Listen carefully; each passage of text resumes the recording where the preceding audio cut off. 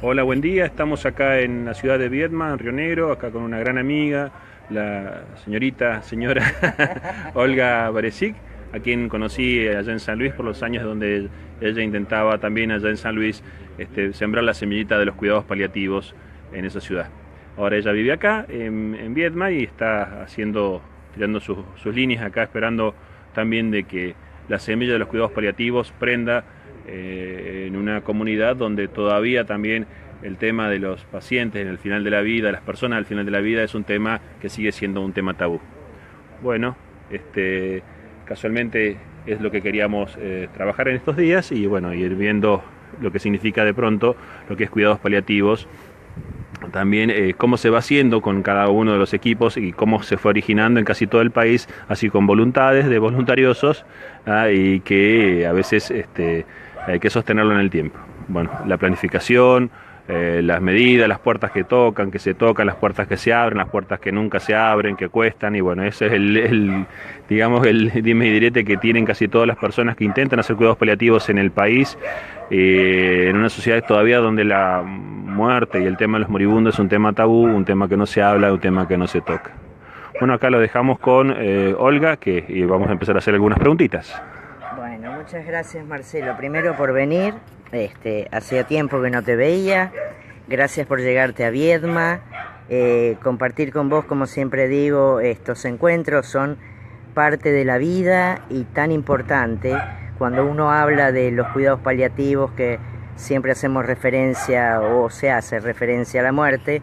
Lo que estamos hablando es la vida, siempre es el camino hacia la vida y hacia una vida digna y respetuosa, en donde siempre hay que tener en claro cuál es el consentimiento y cuál es el deseo del paciente. Esta provincia, si bien es pionera en la Argentina, tiene hecho un largo trabajo en cuanto a legislación, cuenta con un solo equipo, ¿no? Que es el equipo en la salud pública de atención domiciliaria y cuidados paliativos, y uno en la parte privada. Pero como todos sabemos, los que de algún modo estamos involucrados en este tema del cáncer, las estadísticas avanzan, ¿no? Y más allá de la prevención y de la necesidad de hacer políticas de salud pública en cuanto a eso, los equipos siempre son pocos, y mucho más en una provincia donde se abarca una cantidad de pacientes que tienen que venir de sus pueblos y de sus ciudades más apartadas de la capital, y donde no tienen esa atención necesaria en el interior profundo, como le digo yo, de la provincia. Por eso, desde hace unos años, junto a un equipo de Bahía Blanca, el licenciado Mariano Romero, que es psicoanalista, y la médica Silvia Muti, que es médica paliativista, hemos decidido hacer como una semillita, sumar más voluntades y sumar más conocimientos, porque creemos que la formación siempre es necesaria para sostener ese esqueleto humano que es el que pone en práctica lo aprendido y lo traído, ¿no?, con uno. Entonces llevamos ya hace 2 años haciendo formación y capacitación. Y tratamos y lo hemos comprobado que nuestros asistentes son los que trabajan en las trincheras, porque los profesionales que tienen título de distintas áreas de la salud encuentran su espacio de capacitación, ya sea en congresos, en posgrados, y la gente que trabaja con un título de cuidador o acompañante terapéutico ve de algún modo como cortado o cercenada esa posibilidad de capacitación. No hay grandes ofrecimientos para capacitar a cuidadores y acompañantes terapéuticos. Y nosotros hemos visto que en nuestras capacitaciones ellos encuentran su lugar. Entonces decimos que somos casi formadores de personas que trabajamos en la trinchera, como yo, que también soy voluntaria del servicio de oncología. Entonces, esa es la parte, digamos, artesanal de este equipo y mío, de tratar de lograr que personas que tienen pocos lugares en donde capacitarse encuentren el suyo. Bien. ¿Tenés algún apoyo a nivel gubernamental, provincial, municipal? No, nosotros trabajamos a pulmón. Lo que sí, por el conocimiento que este equipo tiene en su ciudad, por la trayectoria y los años de experiencia, logramos avales importantes en nuestra certificación. Por ejemplo, el del Instituto Nacional del Cáncer. Tenemos a nivel provincial, hemos contado con el apoyo de la Intendencia y del Consejo Deliberante. Eso debo destacarlo, porque las capacitaciones que nosotros hemos hecho han tenido resolución del Consejo Deliberante. Estamos hablando de Bahía Blanca, ¿no? Estamos hablando de acá, de Viedma. Del Ministerio de Salud, todavía no hemos podido entrar del modo que quisiéramos, ¿no? Respetamos ampliamente la labor que ellos hacen y la que han hecho y la que seguramente harán, y por eso nuestro reconocimiento. Pero sí, el reconocimiento profundo es hacia el Consejo Deliberante, y a la Intendencia a cargo de Fulques, que es el que nos da siempre la resolución de interés, declarada de interés comunitario, educativo y social a estas jornadas. El tema es que siempre desde la mirada de los cuidados paliativos termina siendo como una cuestión altruista, de voluntades, pero llega un momento en donde las definiciones políticas y las gestiones tienen que también gestionar cómo se va a financiar todos estos proyectos, porque alguien paga el costo. O sea, si vos necesitas trabajar con enfermeros, trabajar con profesionales de la salud, psicólogos, trabajadores sociales, necesitas que alguien aporte eso, que si bien, según lo que dice la OMS, son 7 veces más económicos los cuidados paliativos que el cuidado estándar, aún así tiene un costo y ese costo tiene que sostenerse. Por supuesto, por eso decimos, sería impensado pensar que un contador, por ejemplo, va a trabajar gratis, ¿no? O un abogado, o ya sea la profesión que tenga, nadie lo hace. Sí podrá tomar algunos casos que considere y no cobrar por su labor, no cobrar los honorarios, pero digamos que es una profesión remunerada. Todas las profesiones deben serlo, y yo creo que el gran sostén, si queremos pensar en una salud pública inclusiva, integrativa, la deben tener las políticas de salud pública, y a eso nosotros como trabajadores escapamos. Necesitamos no es que estar bajo el ala de un Estado paternalista, pero sí de un Estado que contemple las necesidades del ciudadano. Eso es lo que está faltando, me parece a mí. Decisiones políticas de orientar algunos recursos hacia un área que está bastante vulnerada y desensibilizada de algún modo, porque al final terminamos teniendo muchas leyes, pero terminan siendo letra muerta, ¿no? Sí, sin presupuesto es difícil sostener ninguna actividad.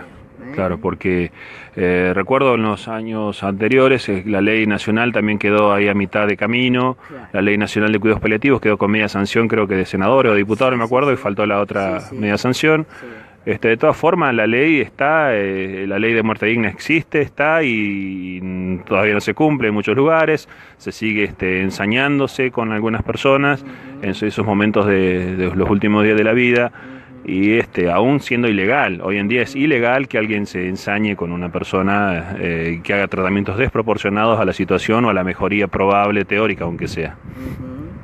Bien, habíamos hablado hoy con respecto al tema de cuidados, el cuidado del cuidador, y quería preguntarte algo puntualmente sobre ¿qué vos ves que es lo más frecuente y que se descuida de pronto de ese cuidador, a veces por el mismo equipo tratante que por ahí no toma acento en alguna cuestión que le pasa, en algunos enojos, o en alguna inclusive a veces contratransferencia que se hace al mismo equipo tratante, porque a veces el cuidador está enojado por la situación que le toca vivir, porque es el único en la familia que se está haciendo cargo, porque todos los demás se han borrado, porque le dicen vos sos el que mejor lo hace, y hacen un paso para atrás y lo dejan por ahí solo y se siente solo, y ellos siguen teniendo su familia, siguen teniendo su vida, su actividad económica y su trabajo, ¿no?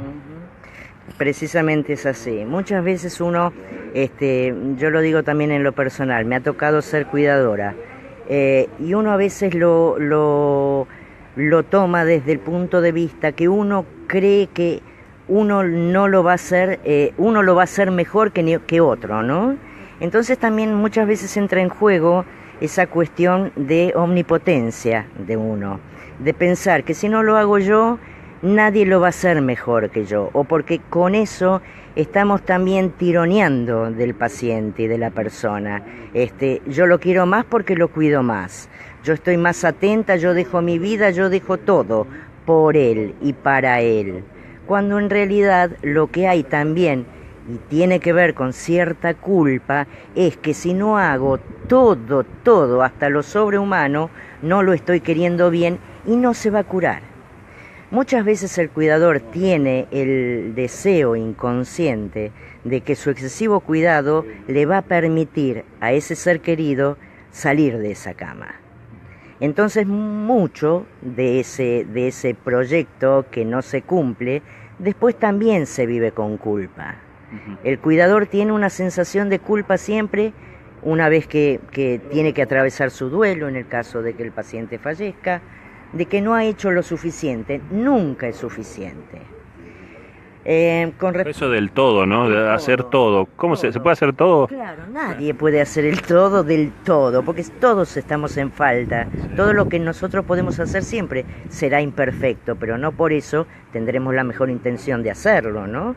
Nuestra intención es hacerlo lo mejor posible. Si uno comprende que hay un límite en el hacer también, porque somos humanos y porque también hay que tratar de aceptar la finitud de la persona que estamos viendo irse. Y eso es lo que más cuesta, aceptar que la persona que amamos se está yendo más allá de todo el esfuerzo que nosotros podemos hacer. ¿Cómo entra también ahí lo de esto del pensamiento mágico, del milagro de última hora, claro, de que no porque estoy haciendo, o sea, inclusive desde nuestras propias religiones, o sea, cómo influye también en esto de que no aferrarse a la idea de que a último momento va a venir algo que lo va a salvar, sí, o sea, desde sustancias, plantas, semillas, hasta mismos tratamientos convencionales que también por ahí los oncólogos lo venden como si fueran el elixir que cura todos los males, y realmente sabemos que tiene una eficacia de un 20%, un 30% de respuesta, y no se le dice eso al paciente, y eso también forma parte de la crítica que a veces uno, bueno, en lo personal me toca hacer a veces a algunos colegas que de pronto lo fomentan esa ilusión que tiene, que de pronto la esperanza uno podría entenderla como algo hasta saludable, pero la ilusión y mantenerla en la fantasía y hacer que un día aterrice de golpe a una persona, un familiar o un mismo paciente, cuando podría tener ese tiempo para trabajar la aceptación, esa parte integral, claro, del ser humano, que no está solamente abarcada por un órgano que se está tratando, ¿no? Cáncer. Ahí está, el cáncer. Parece que el cáncer fuera la persona, cuando el cáncer es una parte de la persona, ¿no? Sí. Es un paciente con cáncer, no es un cáncer caminando. Realmente anteayer fue el Día Internacional, el Día Mundial del Cáncer, ¿viste? Y a mí me revela un poco eso de los días del cáncer, el Día de las Enfermedades. Sí. Me gusta más el Día del Paciente con Cáncer, me gusta más el cáncer infantil también, ¿viste? Que en febrero también. Sí. No sé, me revela que se homenajea al tumor, a la enfermedad. Sí. O sea, y hay como una especie de contradicción en lo que estamos. También está la otra, la apología de la lucha, de la bélico, ¿no? Claro. Esos conceptos, sí, bélicos, la lucha, la batalla, la cosa. Sí. Partido Republicano. Eso es como si la persona que se muere porque perdió la lucha. Claro. No hay modo de perder ninguna lucha. Yo creo que, como lo había escrito ayer, la muerte viene, no necesita diagnóstico, ¿no? Sí. Entonces lo que sea que la ocasione será solamente ese título que necesitamos para saber que hemos muerto. Pero ¿también crees que en esto influye también que de pronto la misma sociedad por ahí no exija a sus gobernantes, a sus legisladores, que pongan más acento en este tipo de cosas hasta cuando les pasa a ellos? Me parece que es así. Yo creo que el tema de la muerte es un tema tabú todavía, por más que estemos en el siglo XXI y creamos que abarcamos muchísimos conceptos innovadores y qué sé yo. Yo creo que la muerte es el principio de toda la duda y de la incertidumbre humana, ¿no? Entonces eso trata siempre de borrarse, de algún modo. Vivimos, como sabemos, en una cultura donde el capitalismo goza de buena salud, y donde... Algunos capitalistas, más que nada. Algunos capitalistas, sí, donde nos han hecho creer que, bueno, compras esto y con eso vas a tener el elixir de la felicidad, claro, y que todo está muy lindo. Pero la publicidad decía que me daba felicidad, destape felicidad, me dice la publicidad. Claro, destape, como como si eso se pudiera, o si no, ciertos psicólogos, viste que hasta fórmulas para la felicidad tienen, pobrecitos, ¿no? Yo creo que todo la eso... felicidad de las pastillas también, de los psiquiatras. Ahí está. Ese dopar y dormir el síntoma y no encontrar la causa. Yo creo que son todos caminos rápidos hacia ninguna parte. En el momento en que la sociedad empiece a comprender, cada uno de nosotros como integrantes de sociedad, que somos parte de un momento de la humanidad y que nuestro paso por esta tierra debería ser, aún así mirado como un negocio, ¿no? Dejarla un poquito mejor de la que la hemos encontrado, creo que el concepto de muerte estaría más claro, porque estaríamos trabajando en y para la vida. Ese es el punto. No aceptar, porque con la muerte no se está aceptando la vida. Estas son las dos caras de una misma situación. Si yo le tengo miedo a la muerte, en realidad lo que le tengo miedo es a la vida. Y quedo ahí arrinconado y pensando, ¿y si me pasa esto? ¿Y si no me pasa lo otro? Y me pierdo de vivir realmente, que es lo que importa. Así como decimos a veces del buen morir, lo importante es el buen vivir. Nosotros tenemos que asegurar que aquel paciente que llegue hasta sus últimas consecuencias de vida, viva de la mejor manera posible y de la manera que él considere que es su mejor manera posible. Su calidad de vida la define él. En sus propios términos, no en lo que dicen otros. Bueno, te cuento, nos están siguiendo Alejandro Alcaraz desde Córdoba, Cristian Carrizo desde Maipú, Mendoza, Diego Fernando Fiori, Noemí Luna, te mando un saludo, feliz compartir con ustedes, te dice Mimi, Natalia Brite también está viendo. Comenta Noemí que necesitamos que nos integren como parte activa de la salud pública en este aspecto que nos toca a todos. Gracias por estar. Lucas Freire también nos está viendo desde Mendoza. Estela Fara, qué gran labor, la transmisión se ve perfecta. Alguna interferencia en el sonido, pero nuestro corazón con vos. Me pone Estela, debe ser en mis dedos, debe ser está tocando alguna cosa que no debe tocar. María Bouzas está viendo. Mirta Surban y personas que acaban de compartir tu video, escríbeles. Bueno, eso no debo leerlo, así que lo debía leer, lo que ustedes escucharon no lo escucharon. Beatriz García está bien. Bueno, volviendo al tema del cuidado del cuidador, generalmente después de la muerte del paciente, ves como una situación de... ¿Querés? A ver, ahí está. Ves una situación como... de llanto, de por ahí desconsuelo, aquel paciente que de pronto, aquel familiar que de pronto pasa el tiempo y vos ves que no se recupera y que entra en un cuadro depresivo. ¿Cuánto crees que de pronto el llanto, las lágrimas y ese tiempo de constante pensar en esa persona que se fue, podríamos considerarlo como algo patológico o sigue siendo algo normal, propio del duelo, de extrañar al ser querido que se fue? Sí, hablando en términos de subjetividades, el duelo es algo muy personal. No podemos hablar de tiempos como máximos ni tiempos mínimos para decir este duelo es normal o este duelo no lo es, o es un duelo sano o es un duelo patológico. Pero creo prudente, por lo que lo he visto y por lo que me ha tocado a mí, que el año y medio es el tiempo, digamos, como desencadenante de todas las emociones, en el mejor de los casos, que es donde se debe dejar hacer al doliente, ¿no? Porque en todo eso influyen las fechas también, ¿no? Ante una pérdida está la primer fecha, la primer Navidad, el primer cumpleaños, el primer aniversario.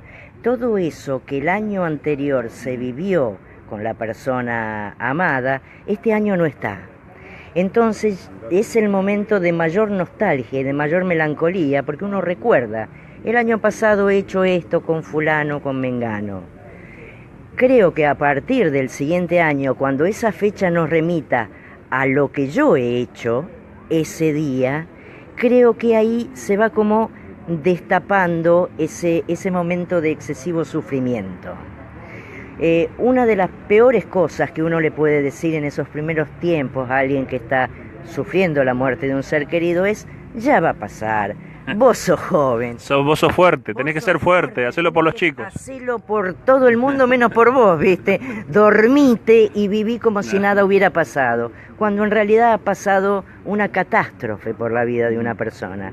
Porque la muerte de alguien amado es como, yo lo representé en mí misma cuando me tocó, es como si el rompecabezas de la vida se hubiera desparramado todo por el piso. Hay que armar la vida de nuevo, armarla a partir de uno y con todo lo bello que el ser amado nos dejó. Entonces, sé fuerte, sé valiente, vos podés, es lo peor que le podemos decir, porque en realidad ni es fuerte, ni es valiente, ni puede, porque ha perdido lo que más ha amado. ¿Quién dijo que la valentía va por expresar o no una emoción, claro, o llorar? Claro, yo creo que llorar y expresar todo el enojo. A veces estar cuidando un ser querido, estar solo por mucho tiempo, miércoles, y no ser fuerte eso. Hay que sostener y sostenerse en esa situación. Entonces, permitirse las emociones creo que es la parte sana de ese duelo. Y bueno, llegado un tiempo en el que uno... Respecto al aislamiento social... Ahí está. La gente a veces tiene miedo de acercarse al que sufre, porque en realidad no es que se conduele del que sufre, sufre de su propio sufrimiento y no quiere verlo reflejado en el que está sufriendo. Ese aislamiento a veces de no llegarse hasta el que está mal o acompañarlo, tiene que ver con esa negativa inconsciente propia de no aceptar cuánto estoy sufriendo yo por verte mal a vos o porque yo también lo quería, y porque también hay una culpa y hay un enojo hacia el que se ha muerto. Como de abandono, ¿por qué me dejaste? ¿Por qué te fuiste? Con todo lo que yo hice por vos, con todo lo que te quería, con todos los proyectos que teníamos juntos, y te me venís a morir, ¿qué te pasó? Bueno, ese enojo también hay que saber manejarlo y hay que saber dejarlo fluir. Yo recuerdo cuando estudiaba psicología, Freud decía en el texto de Duelo y Melancolía, con respecto al duelo, porque el duelo es lo sano, la melancolía es lo patológico. Él decía, la sombra del objeto ha caído sobre el yo. Eso quiere decir que el objeto, que es el ser amado, ha tomado tanto mi yo que no me permite ser. Esa culpa que uno siente por no haber podido hacer y porque siente inyectado dentro de sí mismo a ese objeto perdido, es lo que hace que el duelo no pueda llegar a ser lo suficientemente sano y se transforma en patológico. Y en esa eterna melancolía del pensar dónde está, qué haría yo si estuviera, todo se ve relacionado con la persona perdida. Cuando uno llega a aceptar que esa persona formó parte de nuestra vida, con todo el dolor que eso implica, dejando el sufrimiento, porque el dolor no tiene nada que ver con el sufrimiento, el dolor es natural, el sufrimiento es quedarse en ese dolor anclado.